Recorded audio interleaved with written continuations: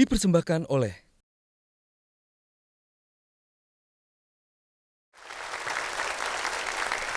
narasumber kami yang kedua, ini adalah salah satu selebriti yang menjadi perhatian akibat transformasi yang dilakukan demi penampilannya yang lebih oke lagi gitu kalau kita lihat sekarang. Inilah Kumala Sari, silakan Mbak Kumala bergabung bersama kita. Terima kasih sudah bergabung bersama Q&A, silakan duduk di kursi panas kita, kursi narasumber. Mbak Kumala ini kalau kita lihat, mungkin kita kasih dulu cuplikannya, siapa Kumala Sari? Mamaku adalah tetap orang tua Orang kandung tua aku. kamu, iya. Aku selalu sayang sama dia. Aku selalu mendoakan yang terbaik buat mama.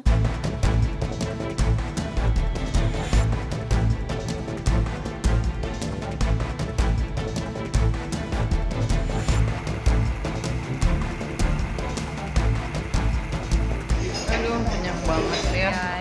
Aku lagi di tempat Buria.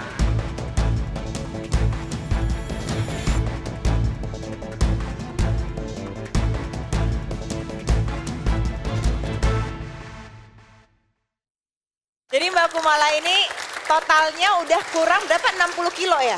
60. 60 kilo, jadi sekarang beratnya 45. 45 dan bener gak sih katanya sampai habis 4 miliar tuh buat transformasi ini? Mungkin lebih. Lebih, jadi dari udah berapa tahun nih transformasinya? Dari tahun 2009 deh. 2009 terus itu masih yang setengah-setengah karena aku kan tipe cewek yang susah banget nurunin 1 kilo tuh badannya susah. Oke. Karena dari lahir memang udah 4 kilo, udah gede gitu kan. Jadi pas umur 17 tahun juga udah yang overweightnya udah yang parah. Jadi pinggangku tuh sampai 45, terus bajuku sampai 4 Nah XL. penasaran nggak seperti apa Mbak Kumala yang dulu? Kita lihat ini cuplikannya.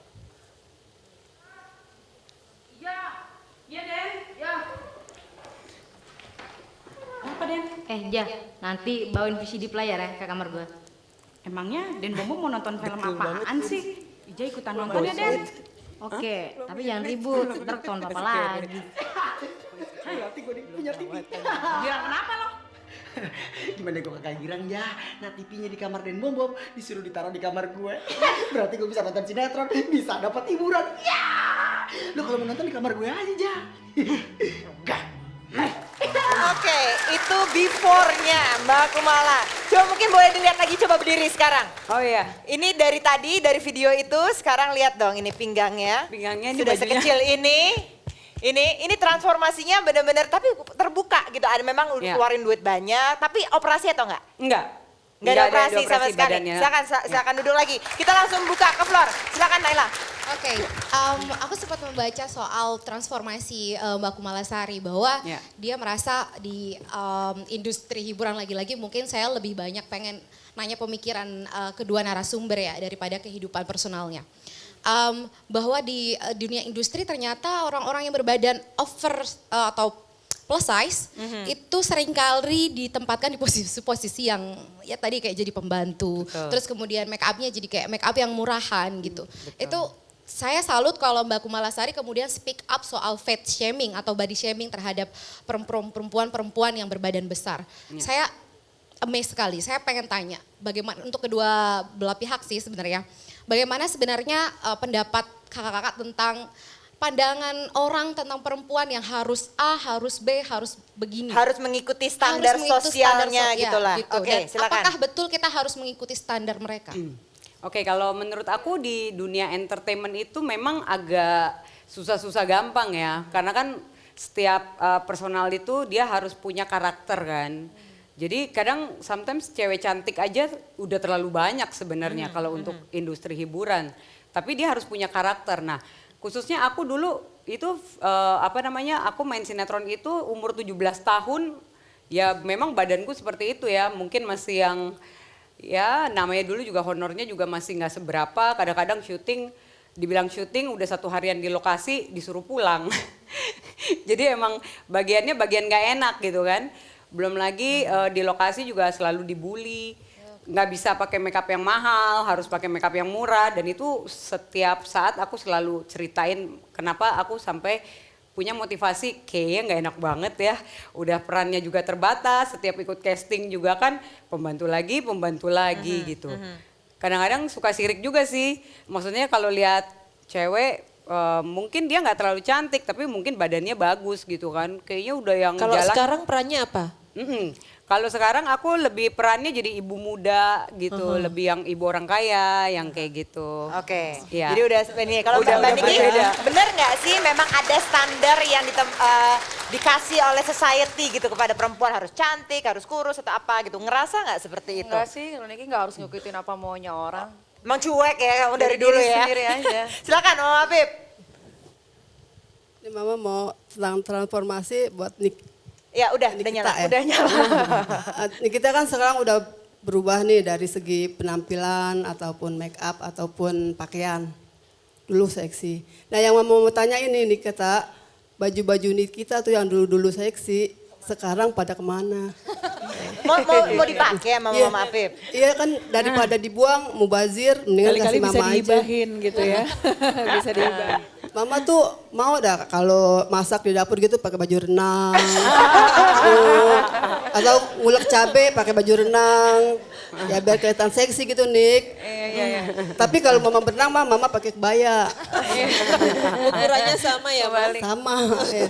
Terus satu lagi kan dulu juga kita kalau dandan kan menor-menor nih kalau pakai lipstik gitu ya. Tebal-tebal.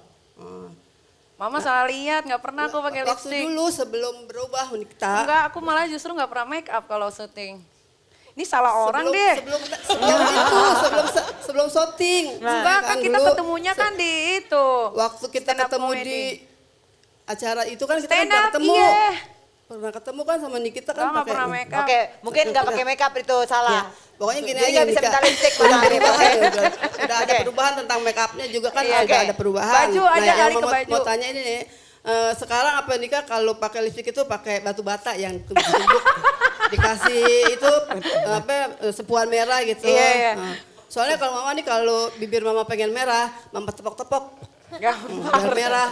Memar semua. Iya Mama cuma tanya tentang perubahan Nikita aja gitu.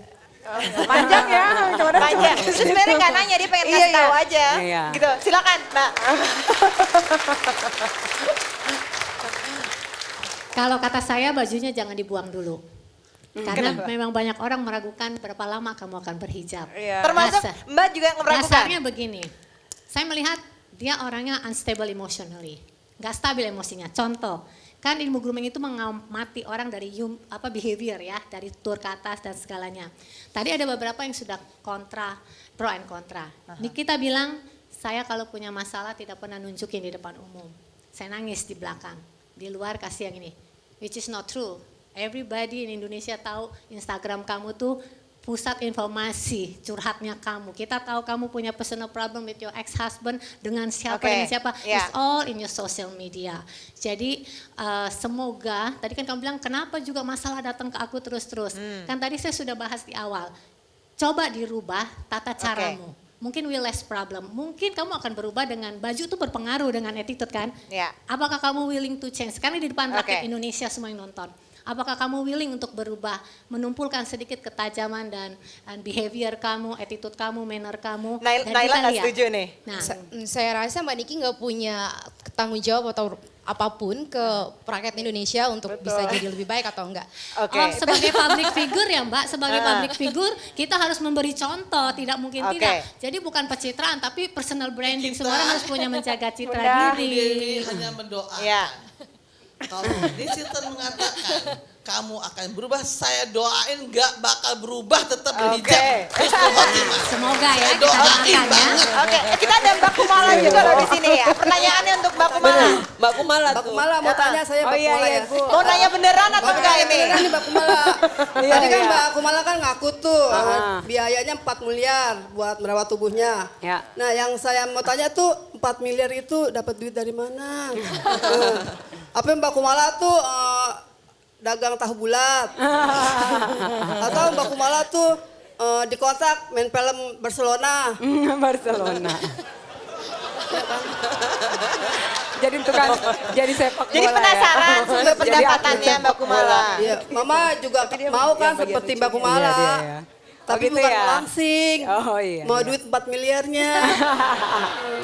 Udah Penasaran, langsing udah 4 cantik miliar ya. itu Mbak Kumala kalau Iya. mama beliin sirup dapet rumah Oh, mama banyak, tuh Mama. Sepenabang banjir. Kalau Itu berenangnya yang sirup mau semua. tanya tadi itu 4 miliar itu dapat duit dari mana? Oh iya. Tuh, Iya, sumber pendapatannya. Oke, kalau aku itu dari kecil kan memang udah mandiri ya, dari kelas 6 SD tuh udah diajarin karena dulu mamaku juga pengusaha kan, papaku juga sama pengusaha. Jadi memang darah dari keluarga tuh memang pembisnis semua. Jadi aku dari kecil itu udah macem-macem tuh dari kelas 6 SD, dari yang bisa apa namanya jualan binatang, hewan gitu kan, contohnya kayak kucing-kucing pignos yang gitu, sampai ke apa namanya jual beli motor, sampai jual beli mobil, terus sampai jual beli berlian gitu kan, sampai jual beli tas-tas branded itu banyak banget, sampai aku punya counter handphone yang besar gitu kan, ada showroom mobil yang gitu-gitu sih.